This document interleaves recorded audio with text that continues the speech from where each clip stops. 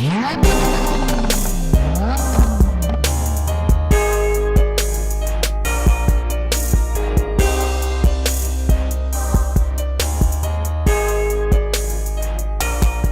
up guys, Luke Deutschlander here with another video. If you like my videos, make sure you like, share, and subscribe. In today's video, I'm actually going to be responding to a couple questions that I've gotten recently on people asking me, how did you get started in real estate and how should I get started in real estate? So, rewind here a little bit. What's my influences? How did I get started? Why did I get started? And how can you get started? So first off, if you are like many of us and you're in an online business or you're a phone flipper, obviously you want to start taking those profits and doing something beneficial with them. Age-old saying, if you got money and it's not working for you, you're really not going to be, using your money to its fullest advantage, and you might be working until you die. You need to learn how to make your money work for you. You got to make money work for you while you were asleep, yada, yada, yada. I'm sure you've all heard this before. It's very, very important. In fact, it's crucial.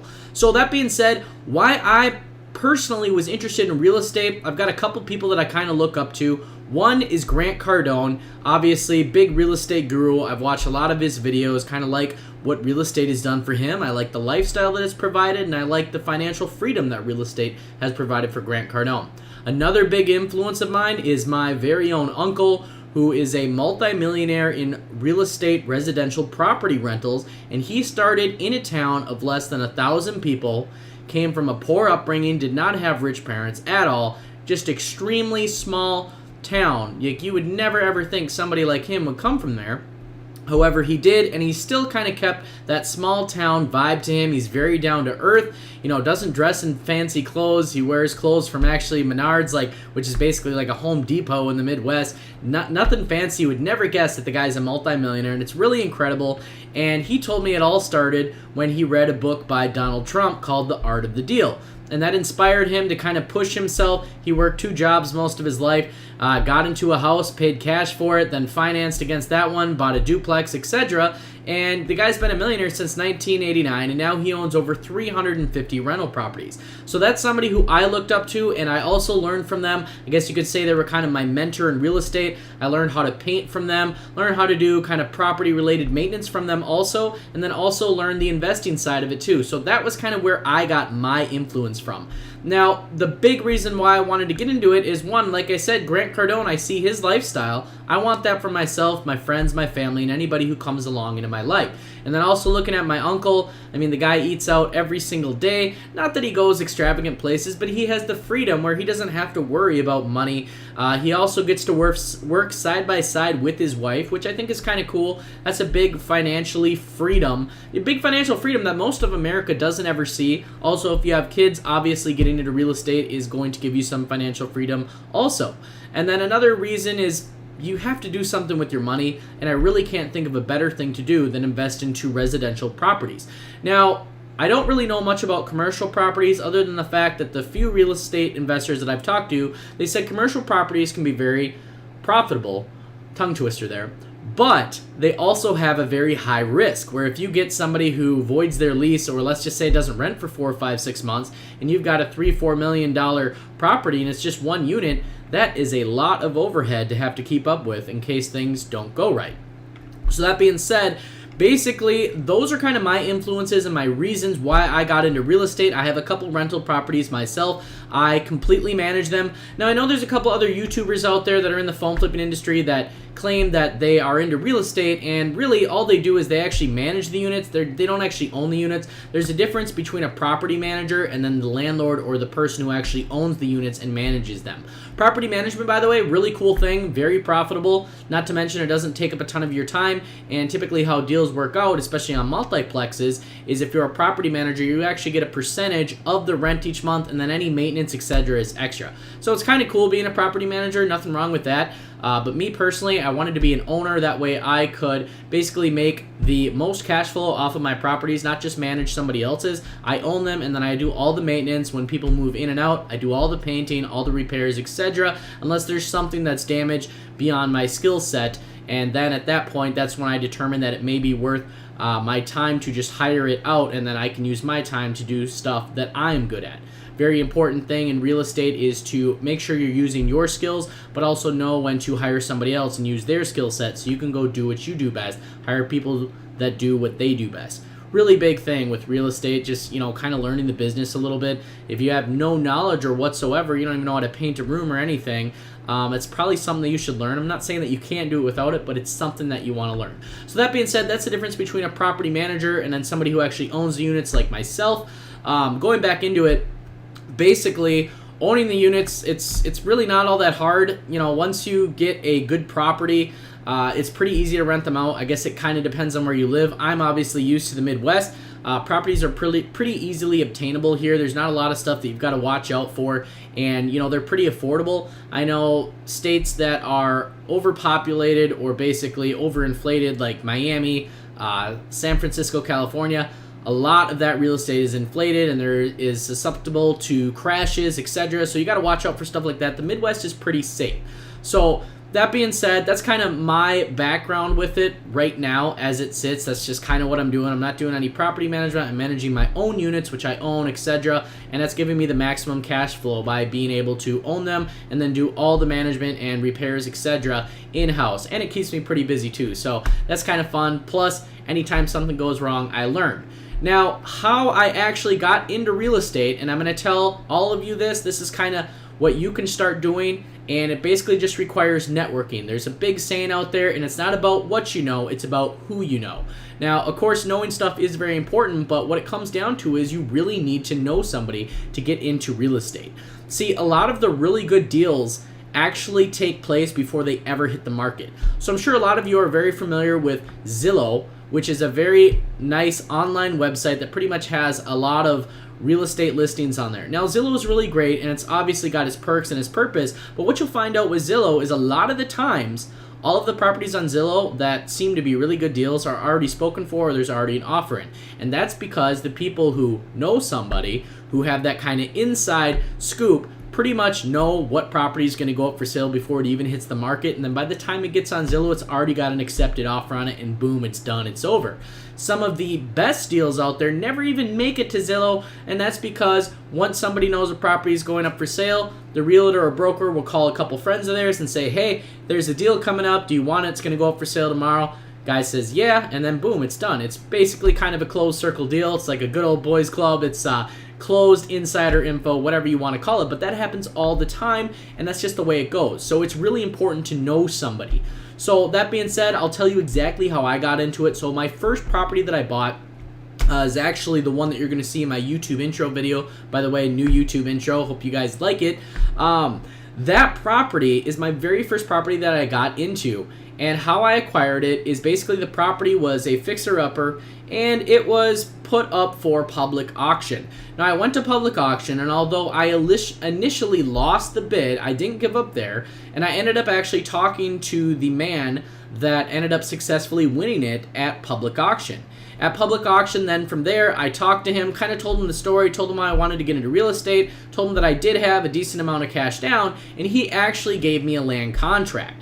Now, you want to do a land contract if you're jumping into real estate. Do not do a rent-to-own. A rent-to-own is basically a 2-year term where minimal amount of your rent goes towards principal, and then you have a small down payment after, say, 2 to 3 years, or depending on what the financee or the owner gives you on that. Why I prefer a land contract is because it's actually a legal agreement, taxes are in your name, and basically the owner of the land contract completely finances the property for you. They work as a bank, and you run off of a regular amortization schedule. An amortization schedule is basically the fixed amount that you loan based on interest over X amount of years. Then you get a big giant printout, and you can actually see what your payment goes towards per the principal, etc., etc., etc. You can look at more amortization details and what that all means on Google.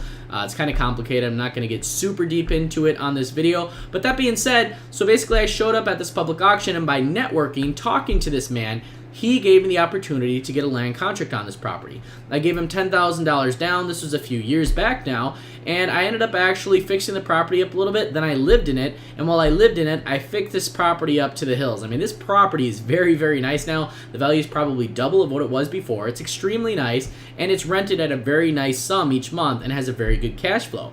It's a really, really nice property. Kind of wish I still lived there, honestly, just because I almost made it too nice. I think I got emotionally attached. That's one thing. Quick tip here, do not get emotionally attached to properties. If you get emotionally attached, that's where you will lose in real estate rentals. Every investor that I've talked to has told me, do not get emotional in it, and we'll talk a little bit more about that towards the end of the video. But that being said, that's basically how I got my start. I pretty much just started talking to people, started poking my head around, looking for real estate investors, looking for auctions, trying to get started, and I got a land contract. Land contract can be a major break because not everybody can always get financed through a bank.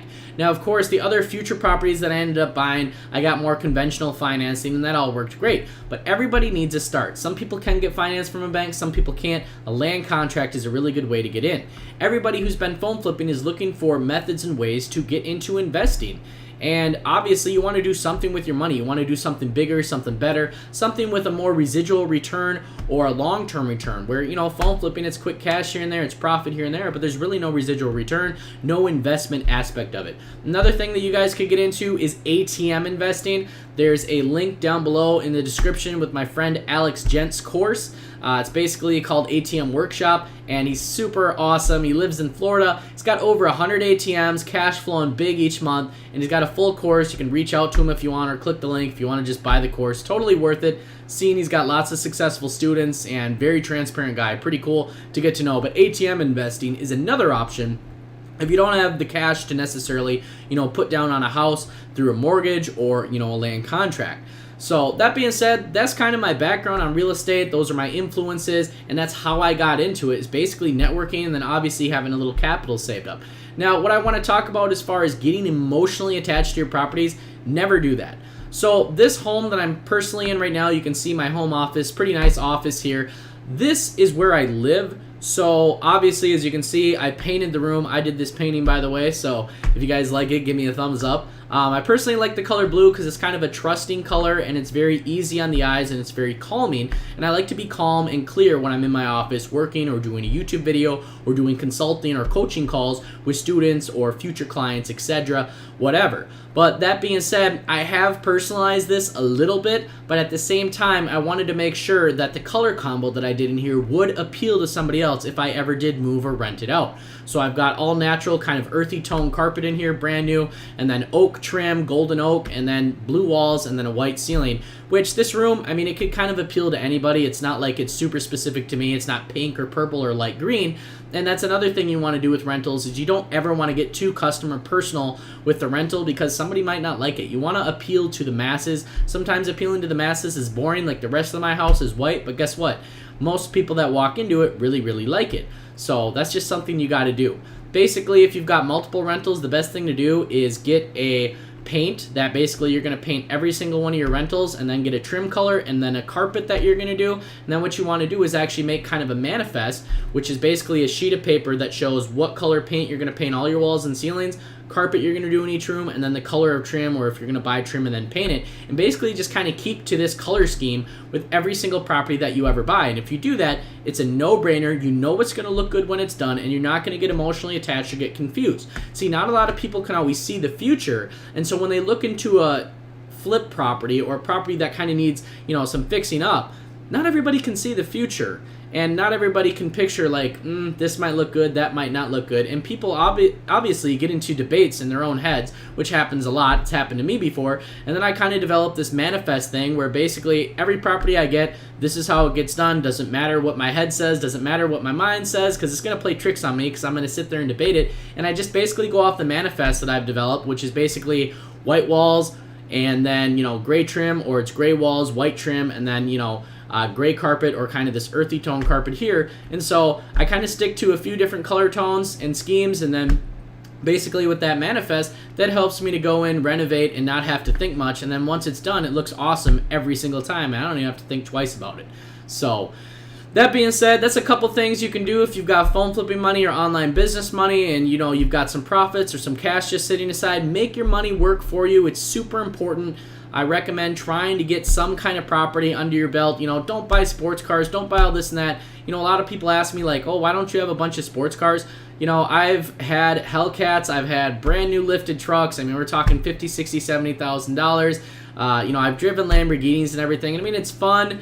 I've had sport bikes, some of the latest and greatest 200 mile an hour plus bikes, and it's all fun, and I've owned them, bought them, resold them, or rented them, and it's great and everything, but at the same time, when it's not making you money and you actually want to get somewhere in life, that's not the best thing to buy. So worry about being flashy later.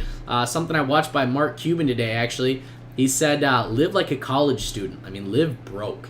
So at least until you really, really, really make it. And by really make it, I'm thinking like a couple $1 million in the bank and everything paid for. So maybe that's unrealistic. Maybe your goal is different. Drop a comment down below. Maybe you've got your own ideal, way of thinking about this. But that's just kind of my, thoughts on it.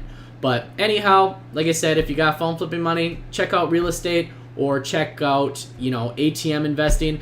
For those that asked this question, how I kind of got into real estate and what my influence was, hope this video helps you. If you have any comments, drop them below. I'll make sure to answer you. Thanks for watching today's video. Make sure you like, share, and subscribe, and I will see you in the next one.